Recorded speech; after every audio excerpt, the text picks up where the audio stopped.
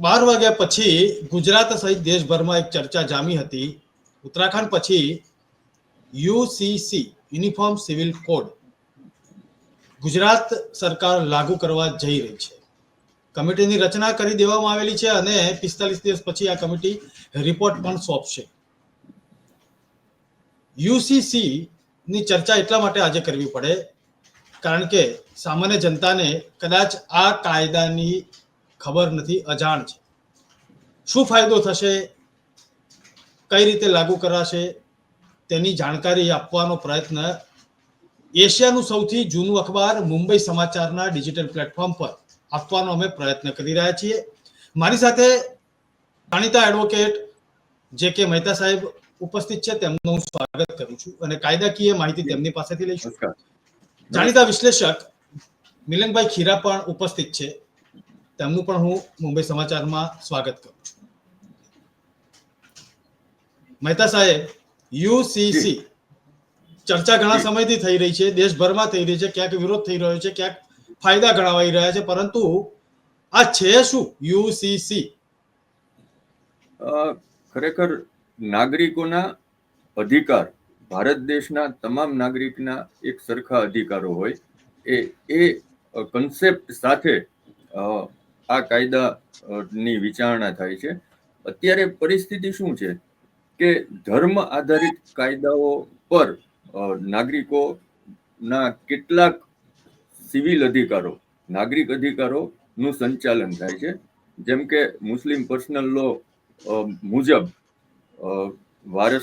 મુસ્લિમ પરિવારમાં એના વારસદારોમાં વારસા હકનું ડિસ્ટ્રીબ્યુશન, વારસો કેવી રીતે મળે એ મુસ્લિમ પર્સનલ લો નક્કી કરે છે. હિન્દુઓ માટે હિન્દુ સક્સેશન એક્ટ નક્કી કરે છે, એની માટે પણ અલગ કાયદો છે. એટલે ધર્મના આધારિત ખાસ કરીને લગ્ન, છૂટાછેડા જે વ્યક્તિગત અધિકારો છે, વ્યક્તિઓના પોતાના વારસદાર તરીકેના અધિકારો, એ મુખ્યત્વે એની સાથે સંકળાયેલા છે કે કયા કાયદા પ્રમાણે આ વારસા અધિકાર મળશે, કોને કેટલો વારસો મળે, છૂટાછેડા માટે કઈ પદ્ધતિમાં છૂટાછેડા મળી શકે, કઈ પદ્ધતિથી મળી શકે. જેમ કે હિન્દુ મેરેજ એક્ટ નીચે હિન્દુ ધર્મનું પાલન કરતા તમામ નાગરિકો માટે નામદાર અદાલતના હુકમ સિવાય લગ્ન વિચ્છેદ, છૂટાછેડા મળી શકતા નથી. તો મુસ્લિમ ધર્મ અલબત્ત હિન્દુમાં પણ કેટલાક આદિવાસી સમાજ છે અથવા તો ચોક્કસ જે વર્ષોથી પરંપરા અને રૂઢિથી જે પંચ બોલાવીને છૂટાછેડા કરવામાં આવતા હોય છે અથવા એ પ્રકારનું લખાણ કરવામાં આવતું હોય છે, એમને છૂટછાટ એટલે કે આ કાયદા નીચે છૂટછાટ આપવામાં આવી છે, અપવાદ ગણવામાં આવ્યા છે. પણ તાજેતરના નામદાર સુપ્રીમ કોર્ટના અને આપણી ગુજરાતની હાઈકોર્ટના પણ સંખ્યાબંધ એવા ચુકાદાઓ છે કે જેમાં અત્યાર સુધી શું પરિસ્થિતિ હતી કે હિન્દુ ધર્મમાં ઉચ્ચ જાતિ, ઉચ્ચ જ્ઞાતિ તરીકે જેની ગણવામાં આવે છે, જેમ કે બ્રાહ્મણ હોય, વણિક હોય, એ સિવાયના કેટલાક અન્ય જ્ઞાતિઓમાં લખાણથી છૂટાછેડાનો કરાર કરીને છૂટાછેડા મેળવી લેતા હતા. પરંતુ એ ખરેખર હિન્દુ મેરેજ એક્ટ નીચે અમાન્ય છે. એટલે હવે ફરજિયાત કોઈ પણ જ્ઞાતિ હોય, ફક્ત અને ફક્ત આદિવાસી સમાજ છે, જે ટ્રાઇબ્સ છે, શેડ્યુલ ટ્રાઇબ્સ, એમાં જો પરંપરા અને રૂઢિ હોય તો જ ફક્ત એ અપવાદરૂપ એમની પદ્ધતિથી છૂટાછેડા મેળવી શકે. એ અત્યારની પરિસ્થિતિ છે. મુસ્લિમ ધર્મમાં એક બીજો તફાવત એ છે કે હિન્દુ ધર્મ માટે લગ્ન એ પવિત્ર બંધન છે, પવિત્ર સંબંધ છે.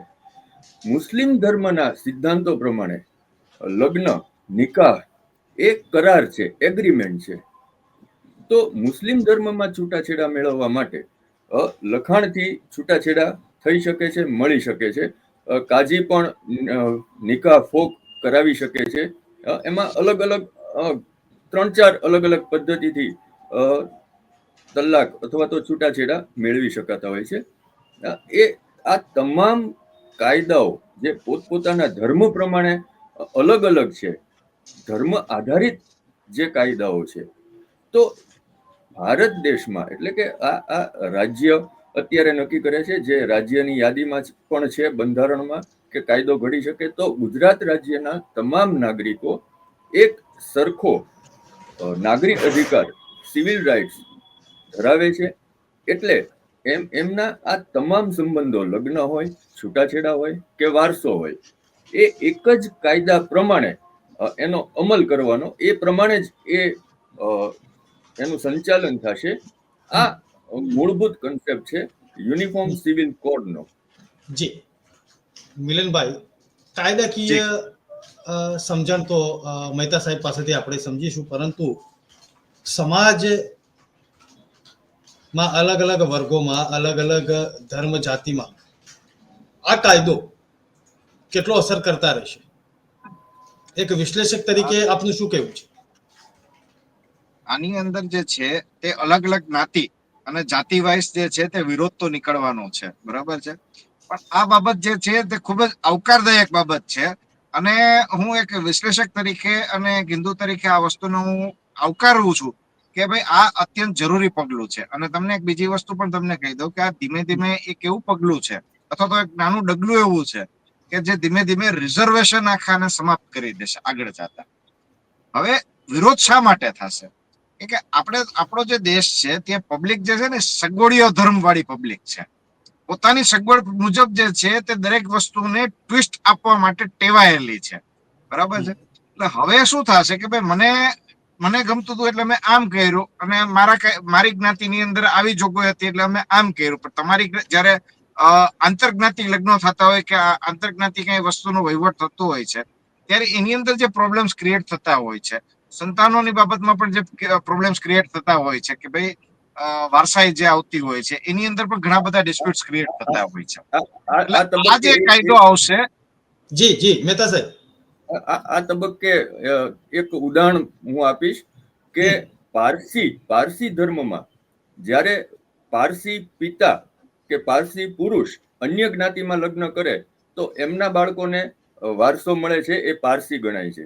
પણ જો પારસી સ્ત્રી, મહિલા અન્ય જ્ઞાતિના કોઈ પુરુષ સાથે પતિ તરીકે સ્વીકારે, લગ્ન કરે, તો એના સંતાનોને વારસામાંથી બાકાત રાખવામાં આવે છે, એમને પારસી નથી ગણવામાં આવતા. એટલે આ જે વિસંગતતા છે એની સાહેબ વાત કરી રહ્યા છે. જી મિલનભાઈ. જી, એટલે આ જે બધી વિસંગતાઓ જે છે તે દૂર થશે, અને જે અલગ અલગ જ્ઞાતિ અને એના હિસાબે જે સંબંધોની અંદર અને કાયદાકીય ગૂંચવણો જે પેદા થાય છે એની અંદર સરળીકરણ થવાનું છે, બરાબર છે. પણ આપણે લોકો, જેમ મેં પહેલા કહ્યું તેમ, આપણે લોકો ટ્વિસ્ટ દેવા માટે અને સગવડતા મુજબ દરેક નિયમોને બદલવા માટે આપણે ટેવાયેલા છે, અને આના ઉપર રોક આવશે એટલે ઘણા બધા જે લોકો જે છે આનો વિરોધ પણ કરશે. પણ હું આને 100% આવકારદાયક વસ્તુ માનું છું, કારણ કે જયારે એક દેશ હોય ત્યારે કાયદો પણ એક જ સરખો હોવો જોઈએ. મારા માટે એક કાયદો અલગ અને તમારા માટે એક કાયદો અલગ, અને મહેતા સાહેબ માટે ત્રીજો કાયદો. આ ટાઈપના જે નિયમો જે છે વિશ્વના મોટાભાગના દેશોની અંદર નથી હોતા. તમે મુસ્લિમ દેશોની અંદર જાઓ તો ત્યાં શરિયત કાયદો હોય છે, અને શરિયત મુજબ જે લોકો ઘણા બધા દેશો જે છે અપનાવેલું હોય તો એ મુજબ જ બધા કાયદાકીય જોગવાઈઓ રહેતી હોય છે. ત્યાં તમે જઈને એવું કહેવા બેસો કે હું હિન્દુ છું અને મારામાં આ નિયમો છે, તો તમને લાગુ નથી, મતલબ તો પણ તમને શરિયત નિયમો મુજબ જ તમને ક્યાં સજા મળે છે, અથવા તો જે કઈ પણ એની જોગવાઈ હોય છે એ મુજબ જ એની અમલવારી થતી હોય છે. તમે જો ક્રિશ્ચિયન દેશોની અંદર, એટલે કે યુરોપના કોઈ પણ દેશોની અંદર તમે જાઓ છો તો ત્યાંના જે પેનલ કોડ્સ હોય છે એ મુજબ જ એ લોકોને સજા દેવામાં આવતી હોય છે, અથવા તો એ મુજબ જ કાયદાકીય બધી વહીવટો થતા હોય છે, છૂટાછેડા છે કે બીજી કોઈ પણ બાબત છે, એમાં એ દેશોના કાયદા મુજબ જ બધી વસ્તુ થતી હોય છે. કોઈ પણ જાતિ હોય છે કે ધર્મ હોય છે એને કઈ લાગુ પડતો નથી હોતો. માત્ર ને માત્ર આપણે જયારે દેશ આઝાદ થયો ત્યારે એટલા બધા રજવાડાઓ હતા, એટલી બધી જ્ઞાતિઓ છે, એટલી બધી ભાષાઓ છે, અને એટલા બધા રીતિ રિવાજો છે કે એના હિસાબે અલગ અલગ કાયદાઓની જોગવાઈઓની જરૂરિયાત પડી હતી. પણ હવે જયારે દેશ એક વિકસિત 21મી સદીમાં જઈ રહ્યો છે ત્યારે જે રૂઢિગત વસ્તુઓ જે છે તેને સાઈડમાં મૂકી અને નવું અમલીકરણ મૂકી અને એક દેશ કાયદો લાવવાની તાતી કરીને દેખાઈ રહી હતી ને એ જે છે અત્યારના મોદી સરકાર એનું ઇમ્પ્લિમેન્ટ કરવા માટે જઈ રહી છે અને ખૂબ જ સારી બાબત છે. જી મહેતા સાહેબ, જી. મિલનભાઈ, વિરોધનો સૂર તો સવારે 12 વાગ્યાથી જ ઉઠવાનો શરૂ થઈ ગયો છે. તેના ઉપર આપણે આવીશું. વિશ્લેષક તરીકે તમારું શું કહેવું છે તે પણ હું કહીશ, પરંતુ કાયદાકીય મારે એક વાત સમજવી છે મહેતા સાહેબ, કે વિરોધ થતો રહેશે. જે મિલનભાઈએ વાત કરી કે અલગ અલગ મોઢે અલગ અલગ વાતો પણ આવશે, કારણ કે અત્યારે હાલ તો સગવડીઓ ધર્મ છે. કાયદાકીય રીતે આ બંધારણની અંદર આની જોગવાઈ છે ખરી, કે બંધારણમાં સુધારો કરવામાં આવશે? ના, એટલે બંધારણમાં, આપણા ભારતીય રાજબંધારણમાં 44 આર્ટિકલ 44 નીચે બહુ સ્પષ્ટ એ વાત કરી છે કે ભારત દેશના તમામ નાગરિકો માટે સમાન કાયદાઓ અમલમાં લાવવા.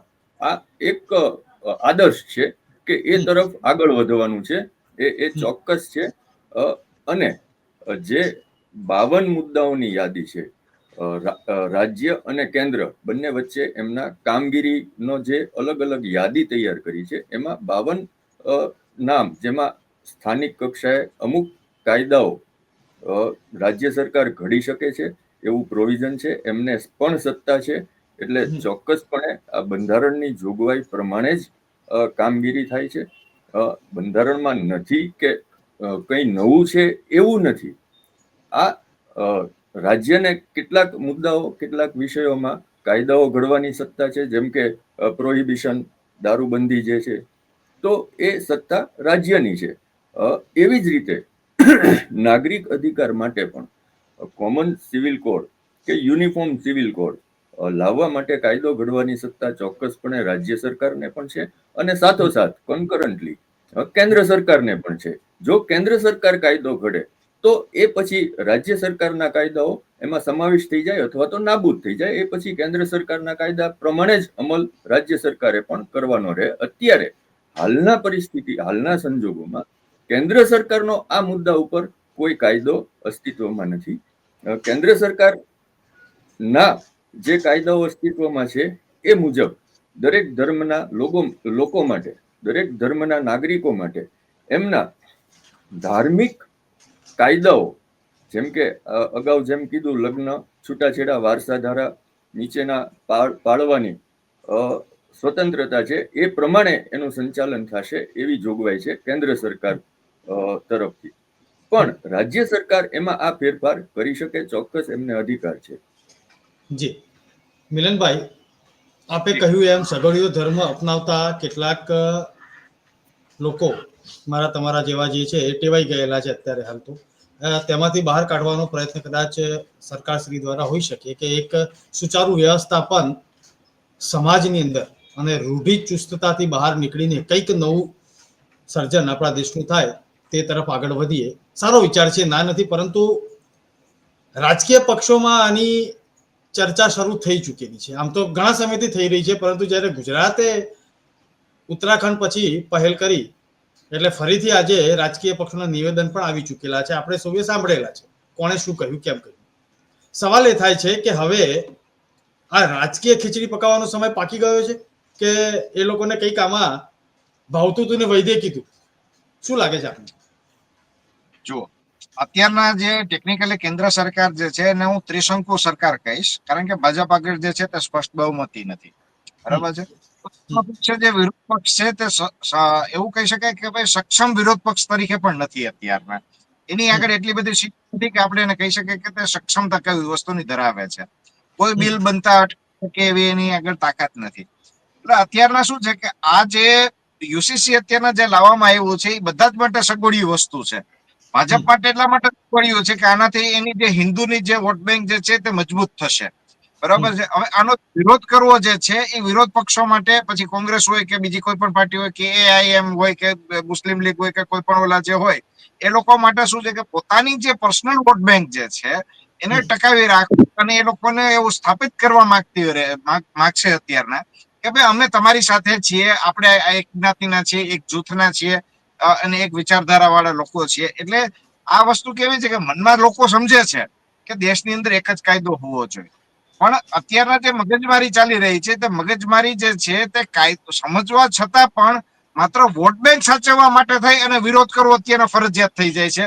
આ ટાઈપની અત્યારની મેન્ટાલિટી છે. એટલે ઓલું કે ને કે ભાઈ ચોરની માં છે એ કોઠીમાં મોઢું નાખીને રડે, બરાબર છે. એવી રાજકીય પક્ષ હાલત આવી છે.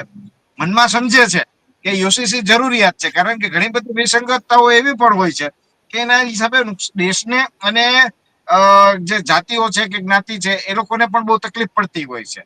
પણ જે નિયમો જે છે એની અંદર જે પ્રોબ્લેમેટિક સિચ્યુએશન થઈ જાય છે એમાંથી બહાર નીકળવા માટે યુસીસી જે છે એ એકમાત્ર રસ્તો છે. એટલે રાજકીય પક્ષો પણ સમજે છે કે આ બહુ જરૂરી બાબત છે. એ જરૂરિયાતમાં સોરી ઈ જરૂરિયાત પૂરી કરવાના ચક્કરની અંદર પ્રોબ્લેમ શું થાય છે કે એની જે પરપરાંગત જે એની જે વોટ બેંક જે છે એ નારાજ થઈ જાય છે કે ભાઈ તમે તો બીજેપી ને સપોર્ટ કરવા માંડ્યા છો, અને એના ચક્કરમાં જે વોટ બેંક છે એ તૂટે છે. એટલે જમઘર ન પાડી જાય એના માટે પણ એ લોકો માટે વિરોધ કરવો બહુ જરૂરી છે. એટલે આ ટાઈપની લોકોમાં ગડબથલ ચાલી રહી છે. જી મહેતા સાહેબ, એક જી છેલ્લો સવાલ છે, સમય મર્યાદા છે પણ એ જાણવું જરૂરી છે કે 45 દિવસની અંદર આ રિપોર્ટ આપશે જે કમિટીનું ગઠન કરવામાં આવ્યું છે. સરકાર જી આગળ વધી રહી છે, પણ આની પ્રક્રિયા કાયદાકીય રીતે કઈ રીતની હોય છે, કઈ રીતે તે લોકો આગળ વધતા હોય છે? હા, એટલે રિપોર્ટ તૈયાર થશે પછી એની ઉપર વિધાનસભામાં ચર્ચા વિચારણા થશે અને એ પછી બહુમતીથી એ ખરડો મંજૂર થાય ત્યારથી એ કાયદો અમલમાં આવશે. એ પછી રાજ્યપાલની સહી થાય. એ પછી જી સિમ્પલ પ્રોસિજર આટલી જ છે. પણ એ પછી કેટલી ચર્ચાઓ થાય છે, કેટલો લોક જુવાળ અથવા તો વિરોધ થાય છે, કેટલી તરફેણ થાય છે, એ બધા અલગ મુદ્દા છે. યુસીસી યુનિફોર્મ સિવિલ કોડ એ ખરેખર રાજ્યનો કાયદો છે, એટલે રાજ્યના તમામ નાગરિકો માટે એક જ સરખા કાયદાઓ વ્યક્તિગત અધિકારો માટે લાગુ પાડવા જરૂરી એટલે છે કે હું વધુ એક ઉદાહરણ આપું કે મુસ્લિમ ધર્મમાં જે અત્યારે કાયદો છે એ પ્રમાણે વારસો ભાઈઓ અને બહેનોમાં બહેનોને જે વારસદાર તરીકેનો હક મળે છે એની કરતા બમણો એમના ભાઈને મળતો હોય છે. તો આ પ્રકારના પણ જે ભેદભાવ કરવામાં આવે છે, થાય છે, થયા છે, તો એ દરેક વ્યક્તિને એક સમાન એક સરખા ગણીને આ કાયદો કામ કરશે. હવે એની જોગવાઈઓ કઈ કઈ કેવી રહેશે એ જોયા પછી આગળની વાત થઈ શકે. બીજો એક મુદ્દો આદિવાસી સમાજનો પણ સંકળાયેલો છે. ઉત્તરાખંડમાં જે અમલમાં આવ્યો એ પ્રમાણે એમાંથી આદિવાસી સમાજને શેડ્યુલ ટ્રાઇબને બાકાત રાખવામાં આવી છે. એમને એમના પરંપરા પ્રમાણે ના અધિકારો મુજબ એનું સંચાલન કરવાની પરવાનગી છે. ગુજરાતમાં એ વિશે શું વાત મૂકવામાં આવે છે એ જોવું રસપ્રદ રહેશે, કેમ કે આદિવાસી સમાજ એ સદંતર અલગ પ્રકારનો સમાજ હોય છે. અને બાકી હિન્દુ સમાજ માટે પણ HUF ની જે અત્યારે સુવિધા છે, હિન્દુ અનડિવાઇડેડ ફેમિલી, એ પોતે પણ એની આવક અલગ કરીને ઇન્કમ ટેક્સ ભરતા હોય છે, અથવા તો વ્યક્તિ તરીકેનું પોતાની આવક પણ અલગ ગણીને એ પ્રમાણે આકારણી થતી હોય છે. તો એ મુદ્દો પણ વિચારવા જેવો છે કે આ યુનિફોર્મ સિવિલ કોડમાં આ વાત કેવી રીતે આવે છે. જી મિલનભાઈ, એક છેલ્લો સવાલ છે અને આપની પ્રતિક્રિયા એક વિશ્લેષક તરીકે, જ્યારે આપ ગુજરાતના રાજકારણ પર ખાસ વિશેષ ટિપ્પણી કરતા હો છો ત્યારે મારે સમજવું છે કે સ્થાનિક સ્વરાજનું બીગલ ફૂંકાઈ ચૂકેલા છે. આવનારા સમયમાં રસપ્રદ પણ વાતાવરણ બની રહ્યું છે. ધીરે ધીરે ધીરે આ જે સરકારશ્રી તરફથી ગુગલી ફેંકવામાં આવેલી છે તેની અસર થશે આ સ્થાનિક સ્વરાજની ચૂંટણીમાં? 100% આ મુદ્દાની અસર જે છે તે સ્થાનિક સ્વરાજની ચૂંટણીમાં થશે. શા માટે? ભાજપ માટેની જે વોટ બેંક છે અથવા તો જે ક્લોઝ વોટ બેંક જે છે તે શહેરી વિસ્તારો ગણાય છે. જ્યારે ગ્રામ્ય વિસ્તારો જે નગરપાલિકાઓ આવી રહી છે, આ વિસ્તાર જે છે તે કોંગ્રેસની ગઢ કહેવાતો હોય છે, અને ત્યાં આગળ કોંગ્રેસ જે છે તે વધારે સીટો લાવતી હોય છે. જનરલ વસ્તુ છે આ, બરાબર છે. આ વસ્તુ આજે કાયદાની જે અમલવારીની જે ગુગલી નાખવામાં આવી છે એટલા માટે નાખવામાં આવી છે કે જેથી કરીને હિન્દુત્વની જે વોટ બેંક જે છે થોડીક મજબૂત થાય ભાજપની તરફેમાં, અને જે કોંગ્રેસની જે સીટ અથવા તો નગરપાલિકાઓ જે છે ઘટે, એનો એક પ્રયાસના ભાગરૂપે ચૂંટણીના સમયે જ આ ગુગલી નાખવામાં આવેલ છે. આ બંને મહાનુભાવો મુંબઈ સમાચારમાં વિશેષ ચર્ચામાં જોડાયા તે બદલ હું આભાર માનું છું. એક વાત તો ચોક્કસ છે, જે જાણકારો છે તે કહી રહ્યા છે તે પ્રમાણે જાણીશું તો દેશના યુવાનોને ધાર્મિક અને રૂઢિચુસ્ત પ્રથાઓમાંથી જો મુક્તિ મેળવી હશે તો જાણકારો કહી રહ્યા છે તે પ્રમાણે યુનિફોર્મ સિવિલ કોડ નો સીધો ફાયદો આવનારી પેઢીને ચોક્કસ મળશે. નજર રાખીશું આવનારા સમયમાં કેટલી ગતિવિધિઓ થઈ શકે એમ છે. જોતા રહેજો મુંબઈ સમાચાર. નમસ્કાર.